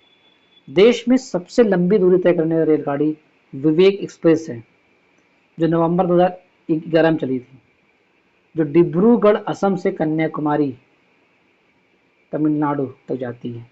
इस दौरान वह 4286 किलोमीटर दूरी तय करती है। इससे पूर्व हिमसागर एक्सप्रेस, जो जम्मू तवी से कन्याकुमारी जाती है, वह 3726 किलोमीटर तक इसकी सबसे लंबी दूरी तय करने वाली रेलगाड़ी थी। जम्मू तवी, और अब बन गई विवेक एक्सप्रेस। भारत में सबसे तेज गति से चलने वाली ट्रेन वंदे भारत है। यह लोकोमोटिव लैस ट्रेन है, जिसका संचालन विभिन्न रूटों पर किया जा रहा है। इसकी अधिकतम गति 180 किलोमीटर प्रति घंटा की रफ्तार से चलती है, लेकिन अभी यह 160 किलोमीटर घंटे की रफ्तार प्रति घंटा तक की गति से ही चलाया जा रहा है। नई दिल्ली से भोपाल जाने वाली वंदे भारत एक्सप्रेस सबसे तेज चलने वाली ट्रेन मानी जाती है, जो नई दिल्ली से भोपाल जाती है। अब बात करते हैं डायमंड क्रॉसिंग की। वैसी जगह जहां चारों दिशाओं से ट्रेन आती है, उसे डायमंड क्रॉसिंग कहते हैं। यहाँ एक ही जगह पर रेल की 4 पटरियां क्रॉस करती हैं। इस वजह से यहाँ पर डायमंड का आकार बनता है, इसलिए इसे क्रॉसिंग का नाम डायमंड क्रॉसिंग पड़ा। भारत में डायमंड क्रॉसिंग सिर्फ एक ही जगह पर है, और यह जगह महाराष्ट्र के नागपुर में है। नागपुर के संप्रीति नगर स्थित मोहन नगर में यह डायमंड क्रॉसिंग है। संप्रीति नगर, मोहन नगर के कारण में। भारत के रेल मंडल और उसके मुख्यालय, ये पूछता है एग्जाम में, ये भी आ जाता है। और जो उत्तर रेलवे वो नई दिल्ली है मुख्यालय उसका, जो दक्षिण रेलवे चेन्नई, मध्य रेलवे मुंबई, और दक्षिण पूर्व रेलवे कोलकाता, उत्तर पूर्वी जो रेलवे वो मालेगांव महाराष्ट्र की तरफ है, उत्तर मध्य रेलवे इलाहाबाद, दक्षिण पश्चिम रेलवे हुबली, पूर्व तट रेलवे जो है भुवनेश्वर, पश्चिमी रेलवे चर्च गेट मुंबई, पूर्वी रेलवे कोलकाता, दक्षिण मध्य रेलवे सिकंदराबाद, पूर्वोत्तर रेलवे गोरखपुर, पूर्व मध्य रेलवे हाजीपुर, पश्चिम मध्य रेलवे जबलपुर, उत्तर मध्य रेलवे जयपुर, दक्षिण पूर्व मध्य railway Bilaspur, Kolkata metro rail Kolkata, दक्षिण तट रेलवे विशाखापट्टनम। उत्तर रेलवे जोन भारत का सबसे बड़ा रेलवे जोन है, जो लगभग 6807 किलोमीटर रेल नेटवर्क को कवर करता है। यह जोन 1952 ईस्वी में स्थापित हुआ था, और इसका मुख्यालय नई दिल्ली में बड़ौदा हाउस में है। जापान की MC मैगलेन ट्रेन दुनिया की सबसे तेज गति से चलने वाली ट्रेन है। इस ट्रेन ने 2015 में 603 किलोमीटर प्रति घंटा की गति से चलने का रिकॉर्ड बनाया था। देख रहे हो, जापान की एमसी मैगलेव ट्रेन है, 603 किलोमीटर प्रति घंटा। विश्व का सबसे लंबा रेल मार्ग ट्रांस साइबेरियन रेल मार्ग है, जो लेनिनग्राद से व्लादिवोस्टोक तक 9,438 किलोमीटर लंबा है। भारत 2025 के अनुसार भारतीय रेल मार्ग की लंबाई 68,584 किलोमीटर है। नवंबर 2024 तक कुल ब्रॉड गेज रेल नेटवर्क का लगभग 97% विद्युतीकरण हो चुका है। हम बात करते वायसराय लॉर्ड रीडिंग के समय भारत में पहली बार विद्युत ट्रेन बॉम्बे वीटी एवं कुर्ला हार्बर के बीच 3 फरवरी 1925 चलाई गई थी। बिजली से चलने वाली प्रथम सवारी गाड़ी डेक्कन क्वीन थी, जो 1 जून 1930 ईस्वी को बम्बई एवं पुणे के मध्य चली थी। 1930 को कार्यरत विश्व का सबसे पुराना भाप इंजन फेयरी क्वीन है। 1 मार्च 1969 को पहली राजधानी एक्सप्रेस रेलगाड़ी नई दिल्ली और हावड़ा के बीच चली थी। 1969 को नई दिल्ली हावड़ा राजधानी एक्सप्रेस वाईफाई सुविधा वाली भारत की पहली रेलगाड़ी है। भारत और पाकिस्तान के बीच चलने वाली समझौता एक्सप्रेस लाहौरी अटारी के मध्य एवं थार एक्सप्रेस मुन्नाओ वाणिवाड़वे और खोखरापात सिंध के मध्य चलती है। थार एक्सप्रेस कह सकते हैं अटारी लाहौर अटारी के मध्य। और भारत एवं पाकिस्तान के बीच समझौता एक्सप्रेस चला था। 14 अप्रैल 2008 को मैत्री एक्सप्रेस चितपुर ढाका के बीच चलाई गई थी। 1 अगस्त 1994 को से रेलगाड़ी बीमा योजना लागू की गई। कोंकण रेलवे महाराष्ट्र के रोहा से प्रारंभ होकर गोवा के मचगांव तक जाती है। इसकी ट्रैक की लंबाई 741 किलोमीटर है। इस रेल मार्ग पर पहली बार रेल परिचालन 26 जनवरी 1998 को हुआ है। इस रेल मार्ग से लाभान्वित होने वाले राज्य महाराष्ट्र, गोवा, कर्नाटक एवं केरल हैं। एनसीईआरटी 12 क्या बोलता है कि भारत लोग और अर्थव्यवस्था पेज नंबर 119 जब खोलेंगे तो देखेंगे कोंकण रेलवे की लंबाई 760 किलोमीटर दिया हुआ है। यह रेल मार्ग 146 नदियों और धाराओं तथा 2000 पुलों एवं 91 सुरंगों को पार करता है। इस मार्ग पर सबसे लंबा सुरंग की लंबाई 6.5 किलोमीटर है। इस उद्यम में कर्नाटक, गोवा एवं महाराष्ट्र राज्य भागीदार हैं। अब आप बात करिए कोलकाता मेट्रो रेल की। 1972 ईस्वी में बनी यह योजना 1975 ईस्वी से अमल में लाई गई। दमदम से टॉलीगंज तक इस भूमिगत रेल मार्ग की कुल लंबाई 16.45 किलोमीटर है। कोलकाता मेट्रो रेल की शुरुआत 24 अक्टूबर 1984 ईस्वी को की गई थी। प्रधानमंत्री नरेंद्र मोदी ने 6 मार्च 2024 को भारत की पहली अंडर वाटर मेट्रो टनल का प्रारंभ कोलकाता में किया। हम बात करते हैं दिल्ली मेट्रो की। यह परियोजना जापान व कोरिया की कंपनी के सहयोग से बनाई गई। अब आपके लिए यही सबसे महत्वपूर्ण हो जाएगा, दिल्ली मेट्रो परियोजना किया। तो यह परियोजना जापान व कोरिया की कंपनी के सहयोग से बनाई गई है। इसके अंतर्गत सबसे पहली रेल सेवा 25 दिसंबर 2002 को 30 हजारी से शाहदरा के बीच चलाई गई है। बहुत महत्वपूर्ण फैक्ट है ये वाला। 25 दिसंबर 2002 को बेंगलुरु मेट्रो रेल इसकी शुरुआत 20 अक्टूबर 2011 से नम्मा मेट्रो के नाम से शुरू हुई और इसके ढांचागत सुविधाओं का विकास जापान के सहयोग से किया गया। मुंबई मेट्रो रेल की शुरुआत 8 जून 2014 को हुई है। मुंबई में मोनो रेल स्वतंत्र भारत में मोनो रेल सर्वप्रथम मुंबई में संचालित की गई। इसका शुभारंभ महाराष्ट्र के मुख्यमंत्री पृथ्वीराज चौहान 1 फरवरी 2014 को किए थे। विश्व की पहली मेट्रो रेल लंदन में चली थी, जिसकी शुरुआत 10 मई 1963 को हुई है। यह विश्व की दूसरी सबसे लंबी मेट्रो ट्रेन है। इसकी लंबाई 402 किलोमीटर है। चीन की शंघाई मेट्रो विश्व की सबसे लंबी मेट्रो ट्रेन है। इसकी लंबाई 434 किलोमीटर है। अब बात करते हैं थोड़ा सा कुछ नई चीज़ें। तो रेल इंजन विकास निर्माण के कारखाने चितरंजन, वाराणसी, भोपाल में स्थित है। सवारी डिब्बों का निर्माण पेरम्बूर, कपूरथला, कोलकाता तथा बेंगलुरु में है। तो रेल इंजन बनाने का नया कारखाना माधोपुर, इलेक्ट्रिकल इंजन एवं मढ़ौग डीजल इंजन बिहार में स्थापित किया गया है। पहिया बनाने का कारखाना छपरा बिहार में, rail coach factory Raebareli Uttar Pradesh में, और semi high speed Vande Bharat train का निर्माण स्वदेशी रूप से इंटीग्रल कोच फैक्ट्री चेन्नई बनाती है। आत्मनिर्भर भारत की भावना को से कवच को राष्ट्रीय स्वचालित ट्रेन सुरक्षा प्रणाली के रूप में अपनाया गया है।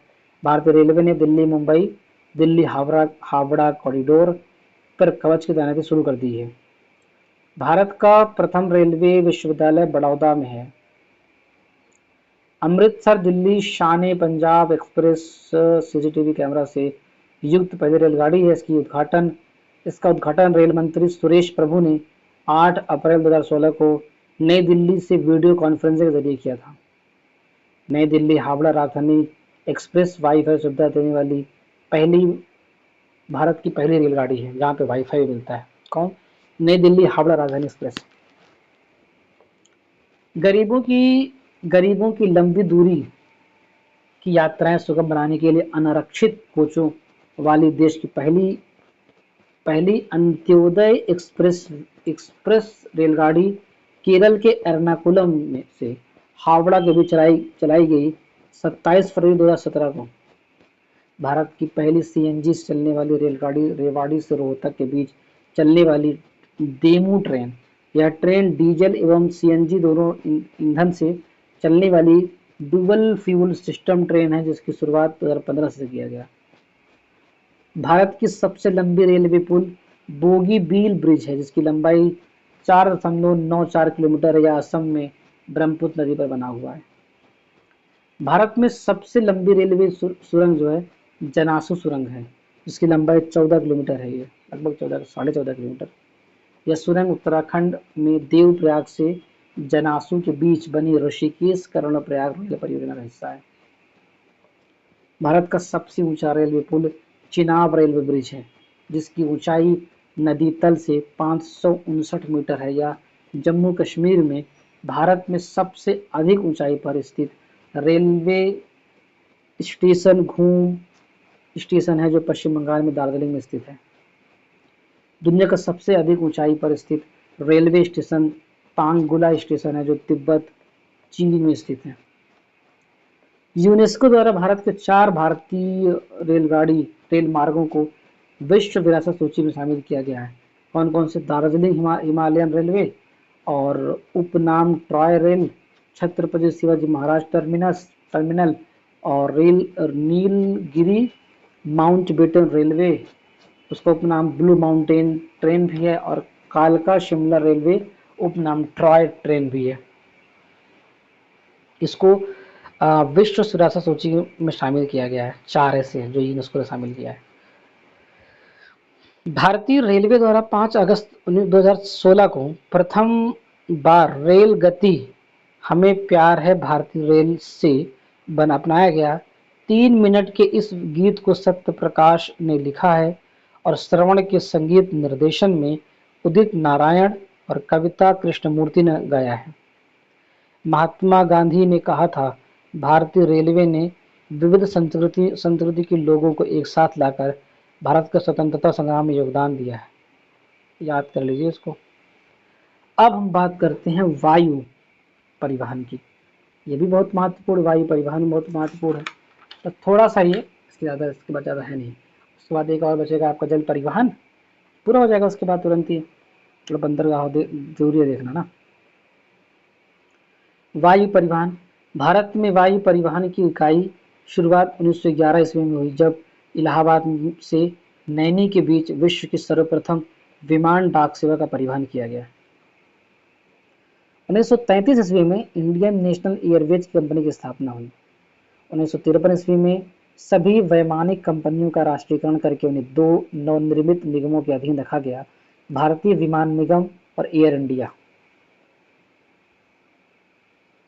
भारतीय विमान निगम देश के आंतरिक, देश के जो आंतरिक है, आंतरिक भागों,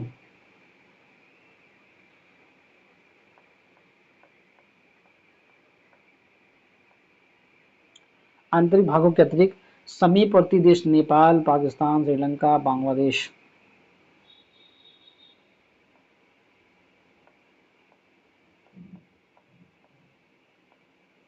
बांग्लादेश, मालदीव, म्यांमार, अफगानिस्तान को सेवाएं उपलब्ध कराता है। एयर इंडिया विदेशों के लिए सेवाएं उपलब्ध कराता है। 1981 ईस्वी में देश में घरेलू उड़ान के लिए वायुदूत नामक तीसरे निगम की स्थापना की गई थी, जिसका बाद में भारतीय विमान निगम में विलय कर दिया गया। एयर इंडिया और मुख्य तत्व, मुख्यालय नई दिल्ली में एयर इंडिया है, निगमित कार्यालय कहाँ पे, मुंबई में, और शुभंकर क्या है, महाराजा, और प्रतीक क्या, उड़ते हुए हंस, नारंगी रंग के कोणार्क। देश के प्रमुख अंतर्राष्ट्रीय अड्डे, नई दिल्ली में आपको पता है इंदिरा गांधी अंतर्राष्ट्रीय अड्डा है, मुंबई में छत्रपति शिवाजी अंतर्राष्ट्रीय हवाई अड्डा है, कोलकाता में नेताजी सुभाष चंद्र बोस है, चेन्नई अन्ना अंतर्राष्ट्रीय हवाई अड्डा है चेन्नई में, नागपुर में बाबा साहब अम्बेडकर हो गया, और अहमदाबाद में सरदार वल्लभ भाई पटेल, और गुवाहाटी में गोपीनाथ बारडोली, लखनऊ में चौधरी चरण सिंह, बहुत फेमस है ये तो, और हैदराबाद में राजीव गांधी, उसके बाद गोवा पोर्ट वगैरह वीर सावरकर, और गोवा में दाबोलिम अंतर्राष्ट्रीय। ये जो इंदौर का, इंदौर बहुत फेमस है, देवी अहिल्याबाई होलकर अंतर्राष्ट्रीय हवाई अड्डा, और वाराणसी लाल बहादुर शास्त्री अंतर्राष्ट्रीय हवाई अड्डा, और पटना का जो है ना जयप्रकाश नारायण अंतर्राष्ट्रीय हवाई अड्डा, गया का है गया अंतर्राष्ट्रीय हवाई अड्डा, और श्रीनगर शेख अलम अंतर्राष्ट्रीय हवाई अड्डा। ये सब बहुत फेमस है। ये पूर्णतः सौर कोई है जो शक्तिकृत, अब एक है ये वाला कोचीन जो है ना, कोच्चि, जो कोचीन यानी कोच्चि अंतर्राष्ट्रीय हवाई अड्डा है ना, कोच्चि में है, उसकी बात देखिए। पूर्णतः सौर शक्तिकृत विश्व का प्रथम अंतर्राष्ट्रीय हवाई अड्डा यानी कोच्चि वाला। कुछ अन्य प्रमुख हवाई अड्डे भी हैं, रांची में बिरसा है मुंडा है, चंडीगढ़ में शहीद भगत सिंह है, और महाराजा वीर विक्रम किशोर माणिक हवाई अड्डा अगरतला में है, महाराजा अग्रसेन हवाई अड्डा हिसार में है। 24 अगस्त 2007 को सार्वजनिक क्षेत्र की विमानन कंपनियां एयर इंडिया एवं भारतीय विमान निगम इंडियन एयरलाइंस का विलय हो गया। यह दोनों कंपनियां अब national aviation company of India limited के नाम से कार्यरत हैं, हो गई हैं। कंपनी का ब्रांड नाम एयर इंडिया हो गया है। वर्तमान में एयर इंडिया का स्वामित्व टाटा के पास है। टाटा समूह की holding company tiles private limited ने 8 अक्टूबर 2021 को 18,000 करोड़ रुपए की बोली लगाकर अधिग्रहित किए। 27 जनवरी 2022 को अधिग्रहण की प्रक्रिया को पूरा कर एयर इंडिया का प्रबंधन एवं नियंत्रण संभाल लिया। इस बात की पुष्टि टाटा सेंस के चेयरमैन एन चंद्रशेखर ने की थी। करीब 69 साल के बाद फिर से एयर इंडिया की कमान टाटा समूह के हाथों में आ गई। पवन हंस लिमिटेड, इसकी स्थापना अक्टूबर 1985 में की गई थी। इसकी स्थापना का मुख्य उद्देश्य तेल क्षेत्र को तेल की खोज के लिए हेलीकॉप्टर सेवाएं उपलब्ध कराना है। इसका पंजीकरण कार्यालय नई दिल्ली में है। यह हेलीकॉप्टर सेवाओं का प्रदान करने वाली एशिया की सबसे बड़ी कंपनी में शामिल हो गई। वर्तमान में 2020 में इसके पास 43 हेलीकॉप्टर का बेड़ा है। पवन हंस लिमिटेड। पवन हंस हर वर्ष मई, जून एवं सितंबर, अक्टूबर में यात्रा के दौरान फाटा से केदारनाथ तक हेलीकॉप्टर सेवा उपलब्ध कराती है। इंदिरा गांधी राष्ट्रीय उड़ान अकादमी की स्थापना देश के कॉमर्शियल पायलटों की उड़ान और ग्राउंड प्रशिक्षण के स्तर को सुधार के लिए रायबरेली, उत्तर प्रदेश के फुरसतगंज में स्थापित की गई। राजीव गांधी राष्ट्रीय विमानन विश्वविद्यालय की स्थापना भी फुरसतगंज में ही की गई है। जिसको सीखना हो रायबरेली चला जाए, वहीं सीख सकता है जाकर के। भारतीय विमानपत्तनम प्राधिकरण का गठन जो है 1 अप्रैल 1995 को किया गया। प्राधिकरण देश में अंतर्राष्ट्रीय हवाई अड्डे, घरेलू हवाई अड्डे और नागरिक विमान टर्मिनलों का प्रबंधन करता है। नगर विमानन मंत्रालय ने मार्च 2020 में आवश्यक वस्तुओं की आपूर्ति में तेजी को सुनिश्चित करने के लिए जीवन रेखा उड़ान शुरू की है। इसके तहत देश के सभी भागों तक व्यक्तिगत व्यक्तिगत संरक्षात्मक साधन तथा दवाओं इत्यादि की आपूर्ति की जाएगी। अब बात करते हैं जल परिवहन की। केंद्रीय अंतर्देशीय जलमार्ग प्राधिकरण की स्थापना 1987 ईस्वी में की गई, जिसका मुख्यालय कोलकाता में है। देश के जलमार्गों को दो भागों में बांटा गया है, एक आंतरिक जल और दूसरा कौन सा, सामुद्रिक जल। ठीक है, आंतरिक जल और सामुद्रिक जल की बात करता है इसमें। भारत की लगभग 7,517 किलोमीटर लंबी समुद्री रेखा है। अच्छा, ऊपर पढ़ने। आंतरिक जल या परिवहन नदियों, नहरों एवं झीलों के द्वारा होता है। देश में जहाजों के जरिए होने वाली कुल माल ढुलाई की केवल 1% की ढुलाई अंतर्देशीय जलमार्गों से होती है। राष्ट्रीय जलमार्ग अधिनियम 2016 के तहत 111 अंतर्देशीय जलमार्गों को राष्ट्रीय जलमार्ग घोषित किया गया है। हल्दिया से इलाहाबाद तक जलमार्ग को 22 अक्टूबर 1986 को राष्ट्रीय राजमार्ग संख्या 1 घोषित किया गया है। सामुद्रिक जलमार्ग भारत की लगभग 7,517 किलोमीटर लंबी समुद्री रेखा है। यह मुख्य भूमि के पश्चिमी और पूर्वी भागों में फैली है। यह देश के व्यापार के लिए एक महत्वपूर्ण प्राकृतिक संसाधन है। भारत में 13 बड़े और लगभग 200 छोटे पत्थर हैं। देश के व्यापार की कुल मात्रा का 95%, मूल्य की दृष्टि से 68% तक व्यापार समुद्री मार्ग से होता है।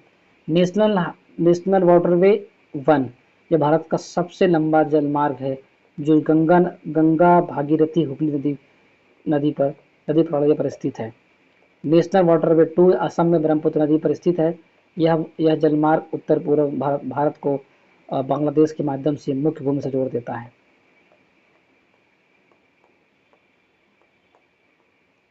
अब बात करते हैं NW3 वेस्ट कोस्ट कैनाल भी कहा जाता है इसको। केरल में कोट्टापुरम से कोल्लम तक फैला हुआ है। यह भारत का पहला राष्ट्रीय राजमार्ग है, जिससे पूरे मार्ग में 24 घंटे नौवहन की सुविधा उपलब्ध है। जलमार्ग में प्राकृतिक झीलें, बैक वाटर और नहरें, नदी के भी हिस्से हैं इसमें। और नेशनल वाटर 4 क्या है, वाटरवे 4 जलमार्ग तेलंगाना, आंध्र प्रदेश, तमिलनाडु और पुडुचेरी जोड़ता है। यह जलमार्ग कृष्णा और गोदावरी नदियों के साथ साथ काकीनाडा, एलूर, कोम्मापुर और बकिंघम नहरों के माध्यम से कोरोमंडल तट के साथ चलती है। और NW4 जो है ना, में लगभग 690 किलोमीटर नहर और 328 किलोमीटर नदी शामिल है। NW5 इसे 2008 में राष्ट्रीय जलमार्ग घोषित किया गया है। यह जलमार्ग उड़ीसा और पश्चिम बंगाल में ब्राह्मणी नदी, महानदी और पूर्वी तट नहर प्रणालियों को कवर करता है। NW1, NW2, NW3, NW4, NW है महत्वपूर्ण है। ये क्वेश्चन पूछेगा आपसे कभी कभी कि प्रयागराज से हल्दिया जाती है नेशनल, NW1 जाती है जो लगभग 1620 किलोमीटर की दूरी है। सादिया से धुबरी पट्टी 891 किलोमीटर, वो NW2 है। कोल्लम से कोट्टापुरम जो है ना, NW3 है, तो 205 किलोमीटर चलती है। काकीनाडा से मरक्कानम तक 1095 चलती है। और तलचर से धुमरी है 623 किलोमीटर। अब आप बात करते हैं NW16 लखीमपुर से भागा बराक नदी 121 यानी प्रस्तावित है ये, और देश का सबसे बड़ा बंदरगाह मुंबई में है। बड़े बंदरगाहों का नियंत्रण केंद्र सरकार करती है, जबकि छोटे बंदरगाह संविधान की समवर्ती सूची में शामिल है, जिनका प्रबंधन संबंधित राज्य सरकार द्वारा किया जाता है। देश का सर्वश्रेष्ठ प्राकृतिक बंदरगाह विशाखापट्टनम है। प्राकृतिक बंदरगाह है, यह भारत का सबसे गहरा बंदरगाह है। यह डॉल्फिन नोज चट्टान के पीछे है। कांडला बंदरगाह दीनदयाल पत्तन नाम है इसका, का निर्माण जो है मुंबई बंदरगाह का दबाव कम करने में किया गया है।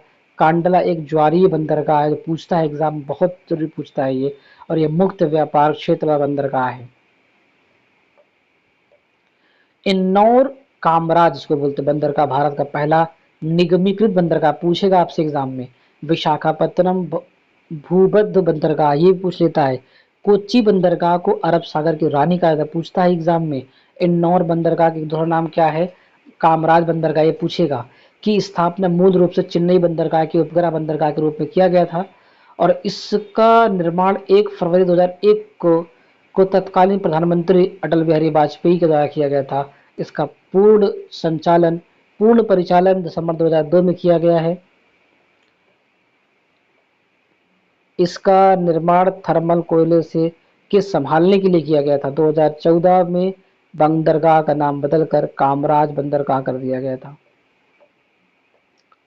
कामराज बंदरगाह भारत में एक कंपनी के रूप में पंजीकृत कंपनी अधिनियम 1956 के तहत सबसे पहली बंदरगाह है। तूतीकोरिन, कांडला, एन्नौर बंदरगाह का नया नाम क्रमशः वीओ चिदम्बरम, दीनदयाल और कामराज है।